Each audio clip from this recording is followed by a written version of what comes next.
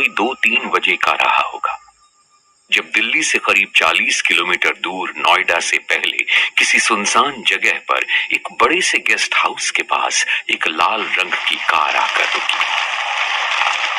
पूरे घर से तेज लाल रंग की रोशनी बाहर आ रही थी। कार के अगले 2 दरवाजे एक साथ खुले।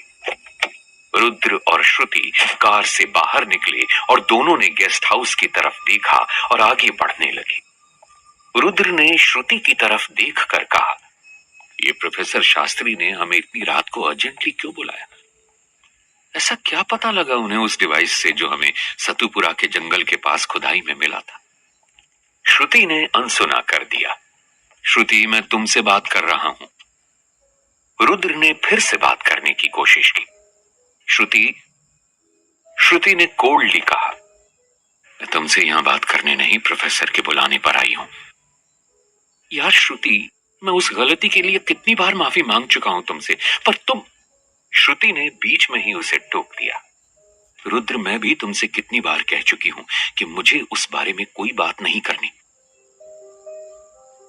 26 साल की श्रुति दिखने में बला की खूबसूरत कत्थई आंखों वाली और क्लीन शेव, कर्ली हेयर, लंबी कदकाठी वाला दिखने में बहुत ही स्मार्ट 27 साल का रुद्र। दोनों बहुत ही अच्छे आर्कियोलॉजिस्ट थे और डिपार्टमेंट ने उन्हें एक प्रोजेक्ट साथ में असाइन किया था। नहीं तो अगर श्रुति का बस चलता तो वो रुद्र की शक्ल भी न देखती उस इंसिडेंट के बाद। पर रुद्र कोशिश में लगा रहता था अपने रिश्ते को वापस सुधार सके, क्योंकि वो श्रुति से बहुत प्यार करता था। ऐसा नहीं था कि श्रुति उससे प्यार नहीं करती थी, पर वो गलती ऐसी थी जिसे श्रुति भुला नहीं पा रही थी। श्रुति और रुद्र की बहस के बीच श्रुति के फोन पर प्रोफेसर शास्त्री का कॉल आ गया। श्रुति ने फोन पिक किया। सामने से प्रोफेसर शास्त्री की आवाज आई, तुम दोनों लड़ने में अपना वक्त बर्बाद करोगे या जल्दी अंदर आओगे? सॉरी सर, हम फौरन अंदर आते हैं। फोन को कट करते ही रुद्र बोला, ये प्रोफेसर शास्त्री को कैसे पता चला कि हम दोनों लड़ रहे हैं? श्रुति ने गुस्से में दूर लगे हुए सीसीटीवी कैमरा की तरफ इशारा किया और बिना कुछ बोले आगे बढ़ गई। प्रोफेसर शास्त्री इंडिया के फेमस फिजिसिस्ट में से एक थे, इसलिए रुद्र और श्रुति ने खुदाई में मिली डिवाइस प्रोफेसर शास्त्री को रिसर्च करने को दी थी कि आखिर वो है क्या। श्रुति गेस्ट हाउस के मेन गेट पर पहुंचती है, रुद्र उसके पीछे आता है। दोनों डोर की तरफ देखते हैं। दोनों के अंदर एंटर करते ही हॉल में एक आवाज गूंजी, बेसमेंट में आ जाओ दोनों। ये प्रोफेसर शास्त्री की आवाज थी। दोनों स्टेयर्स से नीचे की तरफ गए। नीचे बेसमेंट में चारों तरफ अलग अलग तरह की छोटी बड़ी मशीन्स फिट थी और ढेर सारे इक्विपमेंट्स इधर उधर पड़े हुए थे। Customised computers, gadgets proper set किए हुए थे और बहुत सारे रिमोट्स, मीटर्स, वायर्स और लाइट्स एक टेबल के ऊपर फैले हुए थे। प्रोफेसर शास्त्री एक्साइटेड होकर बोले, रुद्र, श्रुति, तुम दोनों ने बहुत ही कमाल की डिवाइस ढूंढी है। प्रोफेसर का चेहरा खुशी से चमक रहा था। तुम जानते हो ये डिवाइस क्या है? ये एक टाइम मशीन है। श्रुति और रुद्र एक साथ बोले, time machine? Yes, time machine, जिससे समय में पीछे जाया जा सकता है। तुम दोनों को ऐसी चीज मिली है जिससे हमारे देश का भविष्य बदल सकता है। हम इतिहास में जाकर इतिहास को और करीब से जान सकते हैं। ये सब सुनकर रुद्र के मन में अचानक एक ख्याल आया, अगर मैं इस टाइम मशीन की मदद से श्रुति के साथ अपने पास्ट में जाके अपनी गलती को सुधार लूं तो श्रुति फिर से मेरी पहले वाली श्रुति बन जाएगी। पर क्या श्रुति मानेगी? रुद्र एकदम से बोल पड़ा, सर, और इतिहास को बदल भी सकते हैं क्या? श्रुति ने गुस्से में लुक दिया रुद्र को कि क्या बोल रहे हो, कुछ पता भी है? फिर प्रोफेसर शास्त्री बोले, बस यही गलत सोच तो नहीं लानी है मन में। अच्छा हुआ ये डिवाइस किसी गलत हाथों में नहीं पड़ी। अगर ऐसा हो जाता तो इसका अंजाम बहुत भयानक हो सकता था। सर, इसीलिए तो इसे हम आपके पास लेके आए थे। पर क्या सर सच में पॉसिबल है इससे पास्ट में जाना? श्रुति ने पूछा। फिर रुद्र बीच में बोल पड़ा, अब प्रोफेसर शास्त्री कह रहे हैं तो ऑफ कोर्स सच ही है। प्रोफेसर ने मुस्कुराते हुए रहस्यमयी आवाज में कहा, आज के पहले का तो पता नहीं श्रुति, पर अब पॉसिबल है। जिस दिन तुम लोग ये डिवाइस दे के गए थे, वैसे तो उस दिन ही मैं समझ गया था कि ये टाइम मशीन है, और मैंने सोचा तुम लोगों को इसके प्रैक्टिकल के साथ ही बताऊं तो ज्यादा अच्छा रहेगा। प्रोफेसर शास्त्री आगे बोले, उस दिन से मैंने इस पर काफी रिसर्च की, इसकी पूरे प्रोसेस को समझा। मैंने इस पर काफी पेपर वर्क भी किया है और रिजल्ट तुम्हारे सामने है। आज 10 दिन के बाद ये टाइम मशीन टाइम ट्रैवल करने के लिए पूरी तरह तैयार है। रुद्र से अब कंट्रोल नहीं होता और उसने पूछ ही लिया, सर तो क्या इसका प्रैक्टिकल करके देखें? श्रुति ने सरप्राइज होते हुए उसकी तरफ देखा। वो समझ नहीं पाई कि रुद्र जो हर काम से पहले 10 बार सोचता था, वो इतना एक्साइटेड क्यों है। लेकिन रुद्र के दिमाग में कुछ और ही खिचड़ी पक रही थी।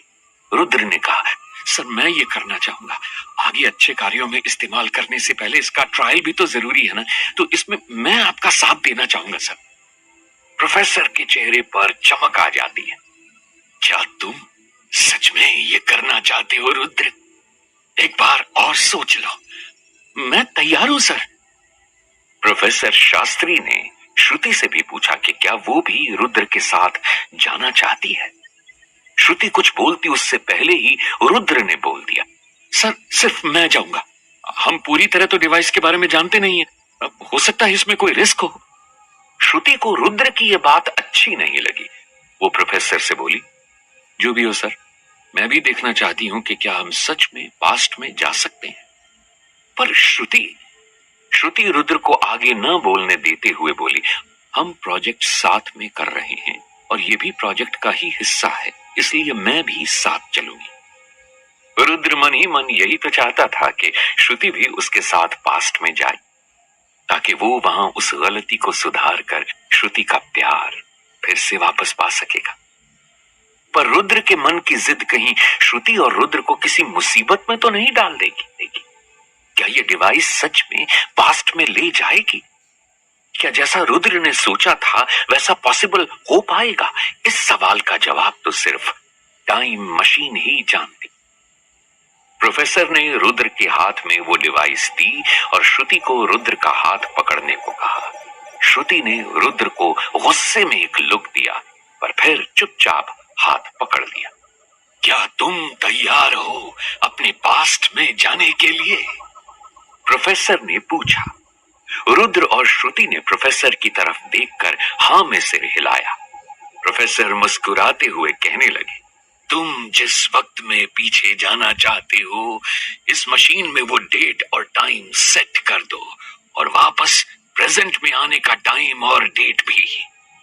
रुद्र उसमें टाइम और डेट सेट करने लगा, पर तभी श्रुति के मन में एक सवाल पैदा हुआ, पर सर अगर ये डिवाइस अचानक से खराब हो गई तो? है तो मशीन ही ना। यह सुनकर रुद्र भी थोड़ा टेंशन में आ गया और वो बोला, फिर तो हम पास्ट में ही फंस के रह जाएंगे। प्रोफेसर के फेस पर कोई टेंशन नहीं दिखी। Don't worry guys. उन्होंने एक बॉक्स में से एक फोल्ड किया हुआ एक गोल्डन पेपर निकालकर रुद्र की पॉकेट में डाल दिया। तब तुम्हारी मदद करेगा ये पेपर, पर इसे तभी खोलना जब ये डिवाइस काम न करे। तब इस पेपर में लिखी प्रोसेस तुम्हारी मदद करेगी तुम्हें वापस लाने में। गलती से भी इसे मत खोना, नहीं तो वापस आना नामुमकिन हो जाएगा। रुद्र और श्रुति के चेहरे पर थोड़ी घबराहट दिखने लगी और उन्हें देख के ऐसा लगा कि वो अपना इरादा बदल देंगे पास्ट में जाने का। पर तभी प्रोफेसर ने रुद्र के हाथ में पकड़ी टाइम मशीन का ग्रीन बटन दबा दिया और पूरे रूम में तेज रोशनी और इलेक्ट्रिक रेज निकलनी शुरू हो गई। एक अजीब टाइप की आवाज भी गूंजने लगी।